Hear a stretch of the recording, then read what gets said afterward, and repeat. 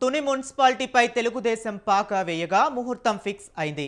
Chairman, vice chairman ఎన్నికకు schedule ఖరారైంది. ఈ నెల 28న ఈ రెండు పదవులకు లాంఛనప్రాయంగా ఎన్నిక జరగనుంది. 30 మంది సభ్యులు గల తుని మున్సిపాలిటీలో తెలుగుదేశం సంఖ్యాబలం 17. దీంతో చైర్మన్, వైస్ చైర్మన్ల ఎన్నిక ఏకగ్రీవం అయ్యే అవకాశాలు స్పష్టంగా కనిపిస్తున్నాయి. ఈ నేపథ్యంలో చైర్మన్, వైస్ చైర్మన్ల అభ్యర్థుల ఎంపికపై టీడీపీ పోలింగ్ బ్యూరో సభ్యుడు యనమల రామకృష్ణుడు, మాజీ ఎమ్మెల్యే రాజా అశోక్ బాబుతో టీడీపీ కౌన్సిలర్లు సమావేశమయ్యారు. కాగా చైర్మన్గా నార్ల భువనేశ్వరి, వైస్ చైర్మన్గా అచంట సురేష్ పేర్లపై కౌన్సిలర్లు సముఖత వ్యక్తం చేసినట్లు సమాచారం. ఈ మేరకు యనమలకు కౌన్సిలర్లు తమ అభిప్రాయం తెలియజేసినట్లు సమాచారం.